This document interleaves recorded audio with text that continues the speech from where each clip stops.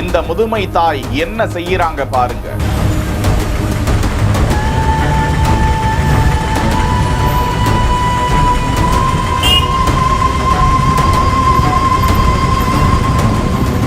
எத்துமா நீங்க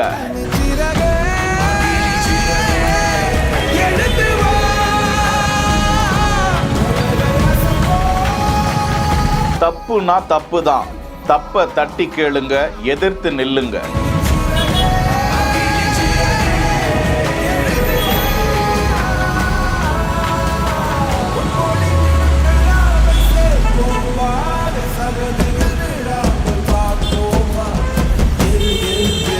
நடைபாதை நடப்பதற்கே ஒரு அங்குலம் கூட முன்னாடி வர முடியாது. பையிலிருந்து எடுத்த செல்போன் பயங்காட்டி போக்குவரத்து நெறிமுறை விதிகளை கடுமையாக உணர்த்திய தருணம். இந்தியாவிலேயே நீங்க தான் இன்னைக்கு சிங்க பெண். ஒவ்வொருவரும் இப்படி ஃபாலோ பண்ணாக்கா விதிமுறைகளை யாராவது மீறுவாங்க?